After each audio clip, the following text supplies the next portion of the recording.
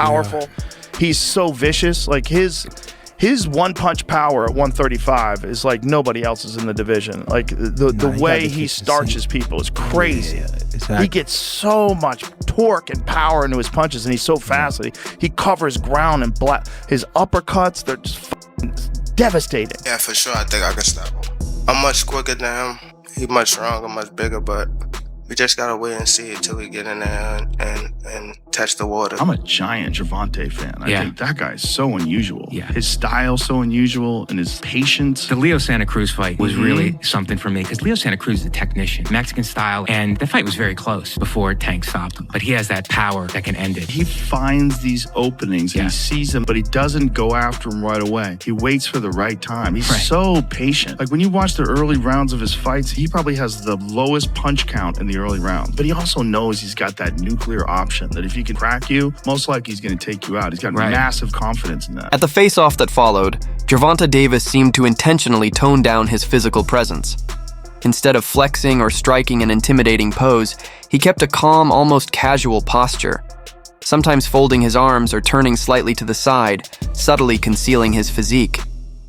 The body language felt deliberate, as if he didn't want to draw too much attention to his size or the changes in his build. Still, despite the low-key approach, the transformation was impossible to ignore.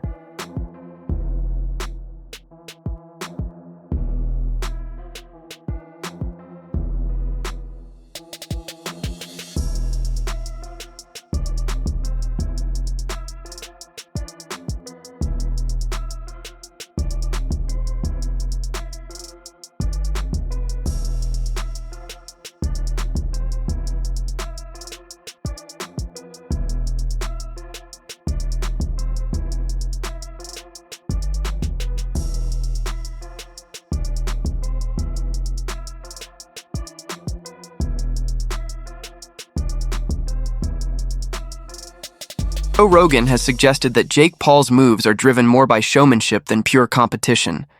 He explained that these kinds of bouts are designed to grab mainstream attention, using unusual matchups to pull in casual fans. In Rogan's view, the buzz, betting odds, and spectacle surrounding such events have less to do with sporting significance and more to do with generating headlines.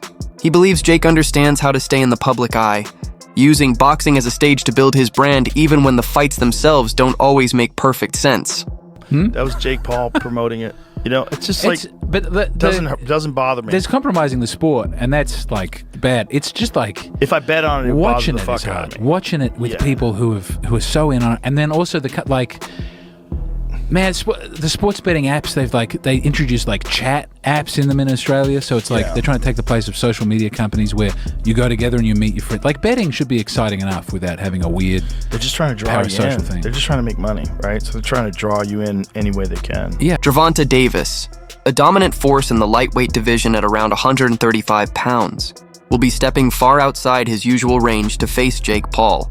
Paul, who's accustomed to competing near the cruiserweight mark, agreed to a catch weight of 195 pounds, a figure that surprised many fans and insiders alike. The weight was only finalized after some negotiation, adding another layer of intrigue to the matchup. You were yelling so much about him fight somebody your size. His next opponent is, by far, the most credentialed guy ever fought actively in his prime. There's one problem. He fights at 135 pounds. He fights at 135. Because of the clear size difference between the two fighters, the exhibition will follow modified rules. Both Gervonta Davis and Jake. Paul will wear 12-ounce gloves, noticeably heavier than what Davis typically uses in his division, in an effort to ensure greater safety and balance inside the ring. The Jake Paul versus Tank fight is getting really weird. Gervonta looks scared for his life because the rules are out. They're crazy. Oh, so everyone thought that the fight was at 190. Instead it's at 195, and this weight difference is scaring the life out of little Tank. Over 10 3-minute rounds. The next dispute comes with the gloves. Little Tank is used to fighting in 8-ounce gloves. Baby glove. This fight will be in 12. Hands might be too small. Also, Tank just fought in a 12 3-minute round fight against Roach. Yes, and now he's fighting in 10 3-minute rounds, which isn't too bad. Well done, Jake. Exhibition though, can he win? Yes, he can actually win. It will be overlooked by 3 sanctioned judges. So you can actually still win and knock him out. But here's the trick. It's body punches only. And there's a reason. That's because Tank said, look, this is a bit unfair. I don't want to punch up. I want to punch at my head height. Where does it fall? At Jake Paul's belly. Oof. So apparently we've heard there's no knockdown rules, but aside from that, it's a pretty well-rounded fight. Oh yeah, and there's some drug testing involved. But Jake Paul for the win. Davis's longtime trainer, Calvin Ford, has voiced concern about the adjustment, noting that while heavier gloves can help reduce damage, they also alter the rhythm of exchanges, affecting both the impact of punches and the way fighters defend themselves. My only concern is, the gloves. You understand what I'm saying? Because we don't fight in 12-ounce gloves. We don't use 12-ounce gloves. That's training gloves, you know what I'm saying? I'm like, that's 2 pounds away from Jake. He fights in 10s.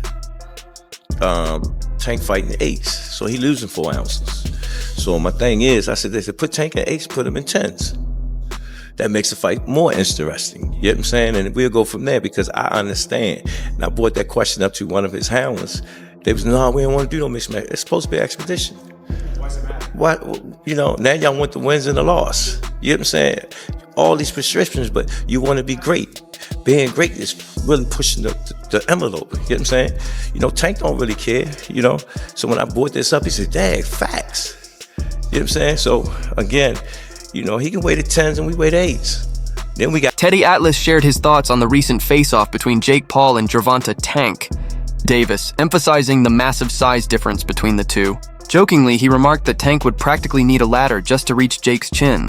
While Atlas acknowledged that contrasting skills and styles are part of what makes boxing exciting, he argued that in this matchup, the size disparity is simply too extreme to overlook. They should also have like the size of the ring, the size of the glove, all that stuff. Particulars should be in the contract. But I would probably look for one thing that is not the common thing to have in a contract if I'm Tank. A ladder. A ladder. Can I get a ladder? Somebody? You know what I mean? Hey, look, if he hits him on the chin the way he can punch, Jake might be doing a dance, you know what I mean? Not voluntarily either. But we'll get into that more later. The thing that I'm talking about right here is what you said. It was stark. The size difference was really, you couldn't ignore it. We understand the talent difference, the experience difference. We understand all of that. But the size, the pure, and we understand small guys can beat big guys. We just saw Crawford do it to Canelo, but a little different. The size difference was, it was eye-catching, jaw-dropping, and it made me think. And I'm gonna ask Richie, our man here who's doing all the taping, who does such a marvelous job. I'm gonna ask him because I know he's an expert in this area. But it reminded me of one of the Rocky movies where they had the face, where they did the wrestling thing with Rocky and Hulk Hogan, AKA Thunderlips. He was Thunderlips back there. And I thought I had it right, and it was confirmed to me. It's Rocky 3. Teddy Atlas went on to compare the matchup to a hypothetical Canelo Alvarez versus Terrence Crawford fight, but noted that Crawford was never that undersized, whereas Tank Davis simply doesn't have the physical frame to reach Jake Paul effectively. From the outset, the bout looks heavily mismatched. Fans, analysts, and media figures have all raised concerns about whether the fight is truly fair or even safe, given the dramatic size difference. The debate extends beyond Davis himself, touching on how such events are being marketed, what they mean for fighter safety, and the precedent they could set for future exhibition-style or celebrity boxing matches. Joe Rogan also weighed in, calling the situation highly unusual territory for the sport. Jake Paul, I think when he weighed in for Mike Tyson, was 227 pounds. That is, if I'm not mistaken, a 92-pound weight difference. It's insane. That is called one thing. That's called being a bull. Dana White hasn't held back when it comes to the Jake Paul versus Gervonta Davis matchup. He's been openly skeptical, accusing Paul of handpicking smaller opponents instead of taking on fighters closer to his own weight. White even drew a comparison between Davis and Floyd Mayweather, noting that while Gervonta hits significantly harder, his size puts him at a major disadvantage. He added that Paul could easily use his physicality to overwhelm Davis, bluntly stating, "You guys need to fight." Tank is one of the most interesting fighters to watch because he's so different. His style is so different. You know, he's so economical. Like, he puts pressure on guys without throwing too many punches, and then starts to figure holes out, and the way he can explode and move in with one shot, my God. Yeah, he very explosive. He's very explosive, and man, he be cracking them dudes. Hey, he be putting them to sleep. Just cracking people. Yeah. And he has so much confidence in his power. So much confidence in his power. You know, he just, in his mind, he know it's a matter of time before I catch you. Yeah. And that's the thing with Tank, you know, these fighters. You gotta be aware 15 rounds.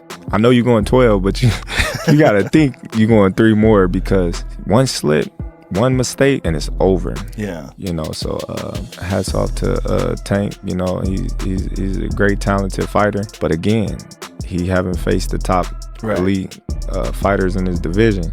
Right. You know, so we want to see Tank against, you know, somebody his size, you know, at the elite level. Yeah. And I believe he'll do good, because, you know, he got the skills, the power, he got the ring IQ to do good. But we haven't seen that yet. Yeah, he's also wild. He's a wild fella, so he's fun to watch. You know, he's just a crazy dude. You know? Yeah, coming from Baltimore, man, I think that's just his upbringing as well. Yes, for sure.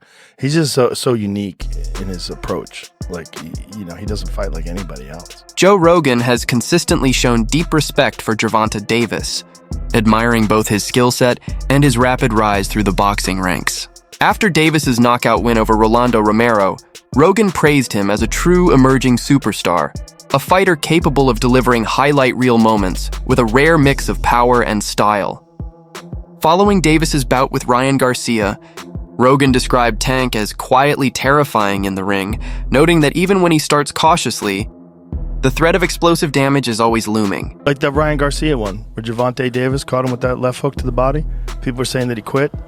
No. He never been hit in the liver.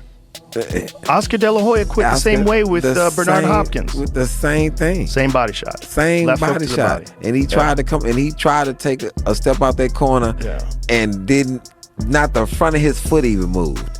He just went down. He's like, man, this is it. And if you get kicked to the body. Oh my God. Oh my God. A kick to the body is so goddamn devastating, especially a spinning back kick. You could literally pick someone up in the air. It's like they get hit by a car. Any kick.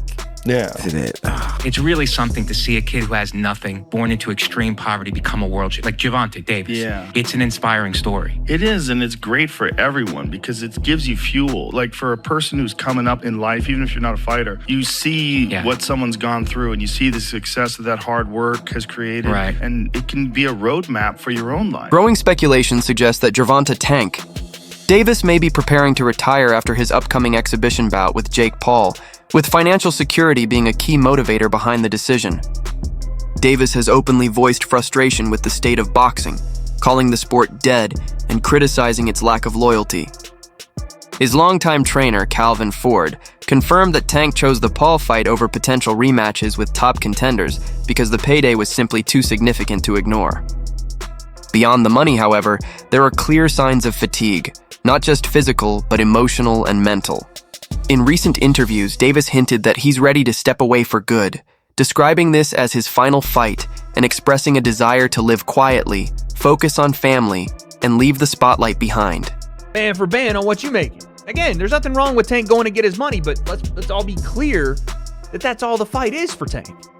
He's telling you without telling you that he's fighting Jake just because he's getting $40 million. So when we talk about boxing being dead, Tank has to line up at the front of the line. I can't blame him, but don't throw around, oh, boxing's dead and people switch sides and all of that. You chose not to be great. That's it. You chose not to be great. Stuff like that, choices like that will kill boxing. For sure. On a competitive level, it won't kill it on a business level. On a business level, until people run out of interest in these kind of matchups, it'll do well. On a competitive level, choosing not to fight the best will kill the sport. So maybe it's better if people like Tank aren't in the sport. And I don't even say that because I want that to be the case. I think Tank is ridiculously talented, but you can't want a fighter to fight more than what they want to. You can't. Tank fans or Tank people that like Tank and think he's one of the best, you can't want it for him. And then Shakur came back with, that's how I know you soft. I can't even go back and forth with you soft ass. You rather pop to me on social media than get in that fire and get embarrassed. I get it. Peace and blessings upon you, cuz. He says, the people got your chest out so bad. You talking like you a killer, forgetting that you the one that runs, bitch. I'll be bring the fight to you. This dude, a made-up character. Quote, blessings upon you. Clown-ass dude, wanna be Kevin Gates? Oh my goodness. I mean, here's the thing though. You can't say that stuff about Shakur if you're not willing to fight him. This is the point I think that we're going to come to today, is that Tank can say all this stuff he wants, but if you're not willing to fight Shakur, then none of it means anything anymore. Even if you believe that Tank is going to knock him out, even if you believe that Shakur's a runner, or that he's not in the trenches, or he's not a boxer that's willing to bring the fight, or whatever, none of it matters. You're talking from the sideline because you won't fight. I think that Jake Paul could win a legitimate boxing title. No, no, because he's so far behind someone of his equal age who's been doing it for a very long time. He started very late. That's why I applaud exactly what he's doing. I think he should be doing exactly what he's doing. If he fought a legitimate, top 10 cruiserweight, I will shut the up. If he's able to fight an actual contender of the top 10, that would be astonishing if he can get to that point. If he beat anybody in the top 10, that would be, to me, the greatest thing he's ever accomplished. Yeah, because historically he's fought old men. I think he's done it the right way, because there's a possibility where a 50-year-old Anderson Silva might be able to beat him. Who thought he was going to beat Tyson? I really thought, Tyson's just going to go to the body and just punish his body, because I thought that that's what would win him the thing, but he did not do that. I think it makes for a good matchup. He's made for great spectacle.